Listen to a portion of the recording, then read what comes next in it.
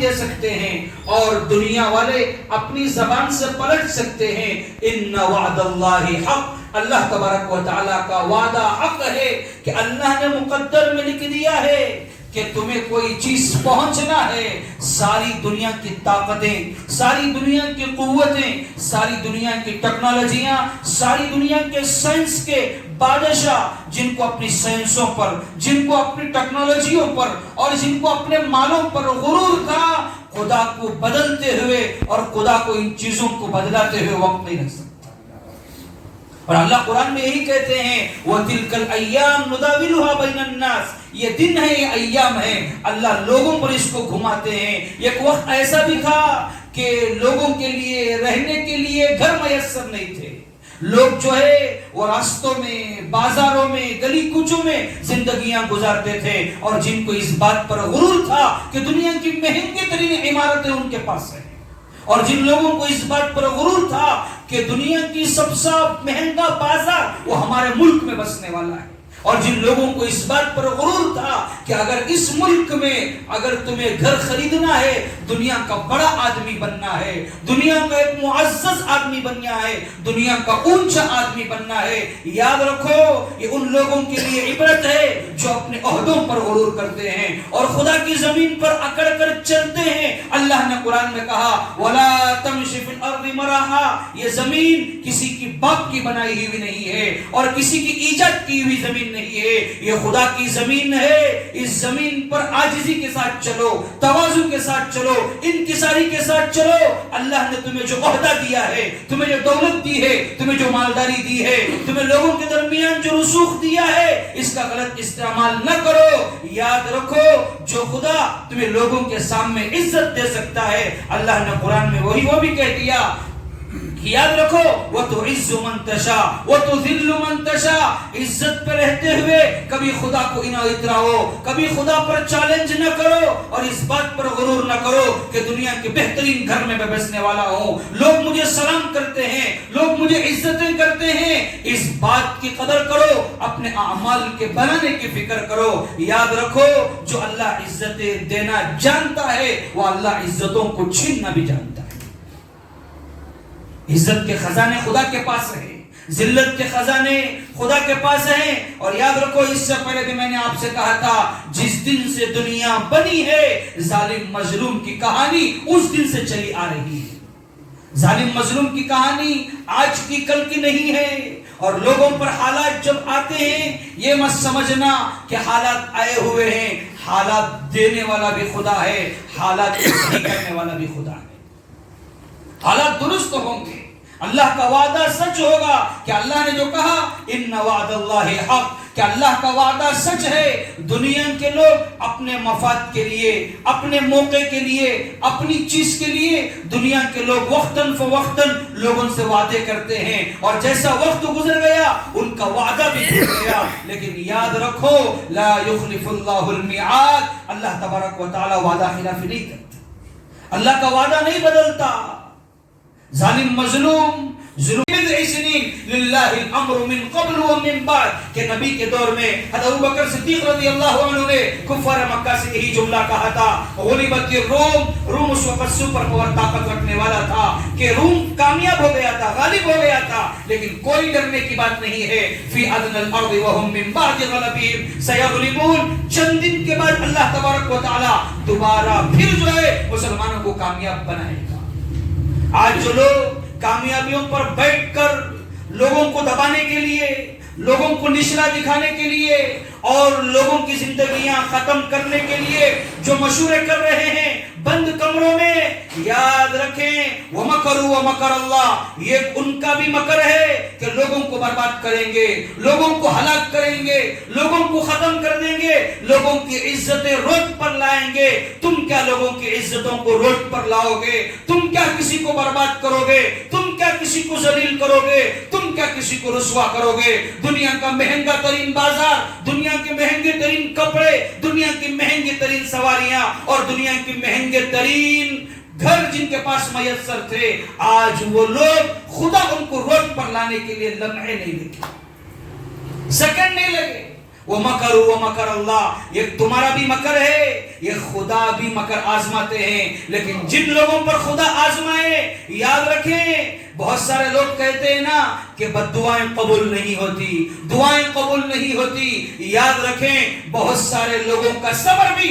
خدا کے دربار میں قبول ہوگا، اور جو بندہ صبر کرے گا وہ خدا ان کے ساتھ ضرور بھی ضرور ہوگا، چاہے وہ مٹھی پر جماعت ہی کیوں نہ ہو، چاہے وہ چند لوگ ہی کیوں نہ ہو، صبر کریں گے خدا کے ترازو میں، یاد رکھو تمہارا صبر بھی تولا جائے گا۔ حالات آتے ہیں، کبھی خاندان والے حالات لے کے آتے ہیں، کبھی دوست بھی حالات لے کے آتے ہیں، کبھی اپنے ساتھ رہنے والے بھی حالات لے کے آتے ہیں، لیکن حالات سے نہ گھبراؤ، حالات سے گھبرانا یہ ایمان والے کی فطرت میں نہیں ہے، ایک مومن کی شان نہیں ہے۔ حالات اس وقت بھی تھے، حالات نبی کے ساتھ بھی تھے، حالات صحابہ کے ساتھ بھی تھے، حالات حضرت بلال کے ساتھ بھی تھے، حالات حضرت سلمان فارسی کے ساتھ میں بھی تھے، حالات حضرت صہیب رومی کے ساتھ بھی تھے، حالات حضرت حمزہ کے ساتھ بھی تھے، حالات حضرت ابو بکر کے ساتھ بھی تھے۔ جب حضرت ابو بکر نے لوگوں کو اسلام کی دعوت دی، ایمان کی دعوت دی، آج بھی مکہ المکرمہ کی سرزمین اس بات کی گواہی دیتی ہے کہ حضرت ابو بکر کی بھی مآب لنچنگ کی گئی،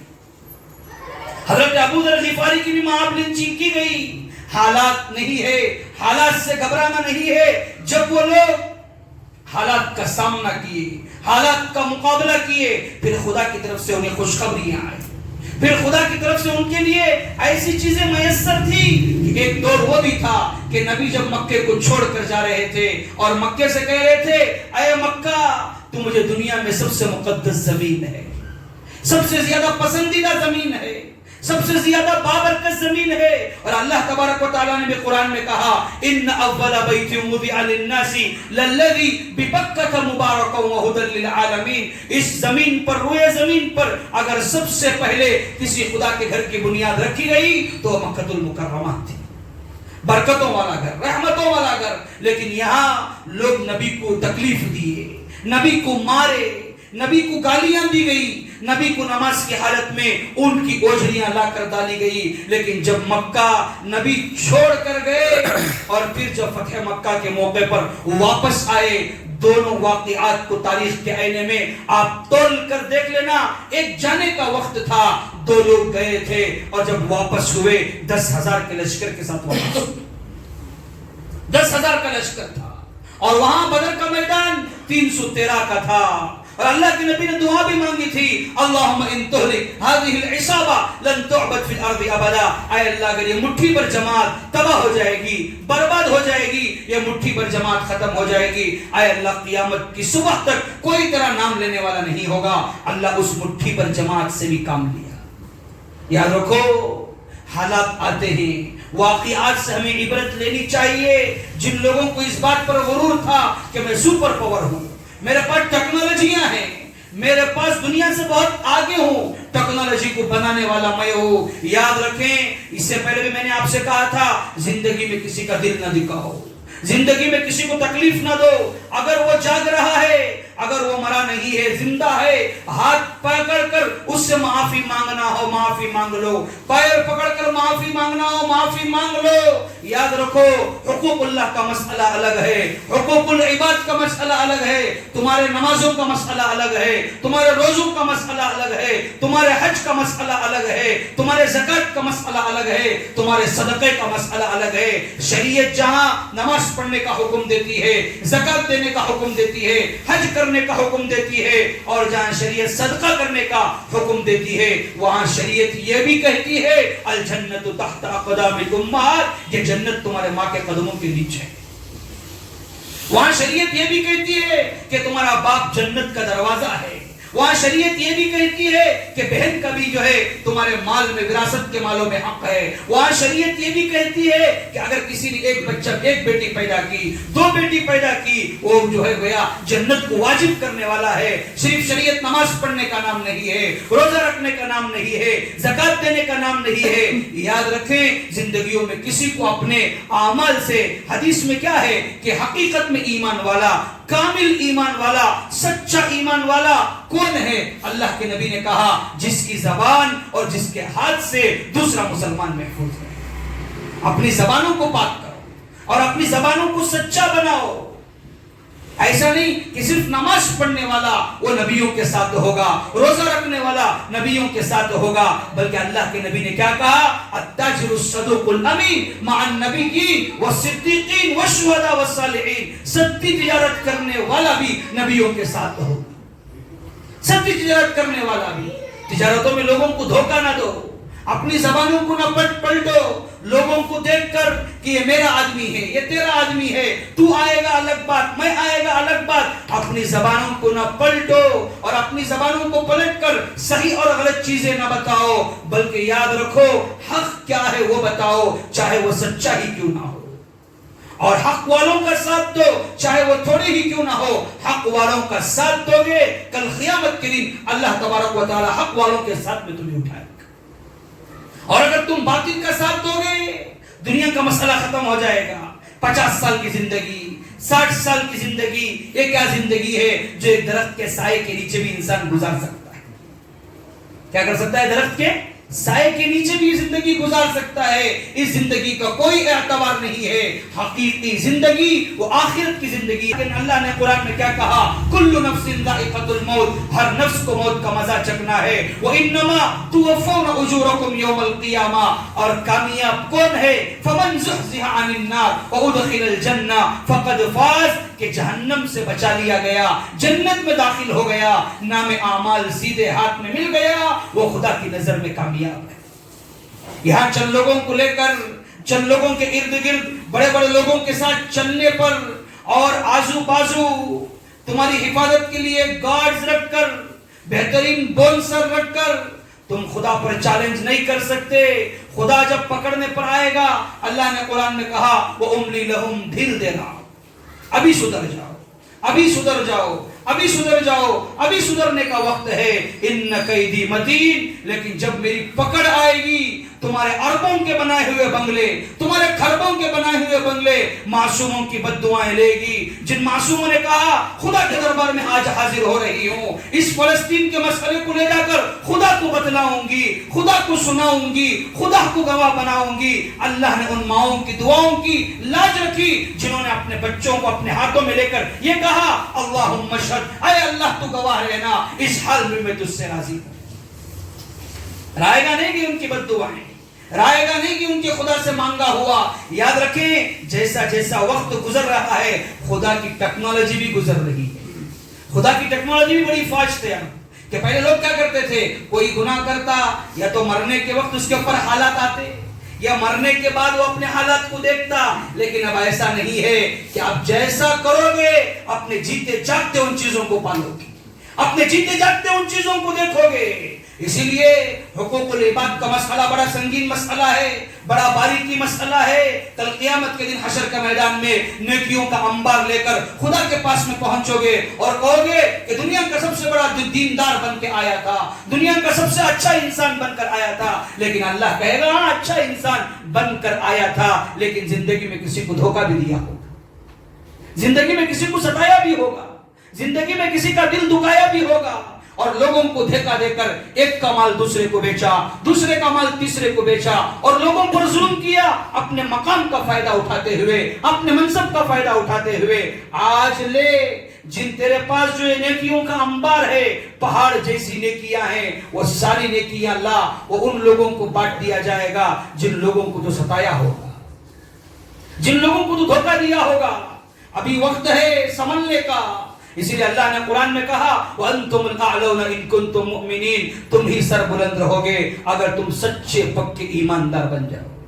سچے پکے مومن بن جاؤ۔ سچے پکے مومن بننے کے لیے شادیوں میں تم پٹاخے مارو، سچے پکے مومن بننے کے لیے تم برتڑے مناؤ، سچے پکے مومن بننے کے لیے تم مندروں میں اپنا ماتھا ٹیکو، مسلمان ہونے کے باوجود سچا پکا ایمان والا بننے کے لیے ایک کی سے ایک دوسرے کو بھی بیچو، سچا پکا ایمان والا دکھانے کے لیے اپنے مال پر غرور کرتے ہوئے اپنی شادیوں میں گانا بجانا بھی کرو، اور کہو لوگوں کو دکھاؤ کہ دیکھ میرا امیج یہ ہے، میرا مقام یہ ہے۔ سچا پکا ایمان والا بننا ہے، اپنی زندگیوں کو نمازوں سے آباد رکھو،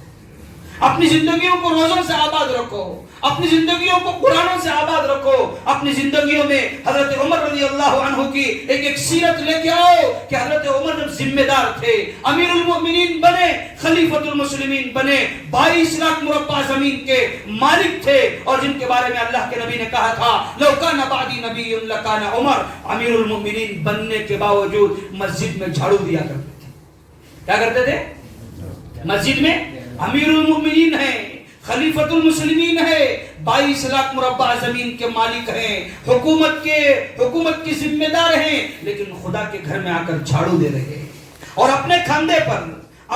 کاندھے پر جو ہے وہ جا کر یتیموں بیواؤں کو راتوں میں ہوٹلوں کے سامنے کر گپ شپ نہیں مار رہے ہیں، رات میں عیاشیاں نہیں کر رہے ہیں بند کمروں پر، لوگوں کو دھوکہ نہیں دے رہے ہیں، ایک کا مال دوسرے پہ ڈالے، دوسرے کا مال تیسرے پہ ڈالے، اس طرح نہیں ہے، بلکہ امیر المؤمنین جب دن بھر جو ہے وہ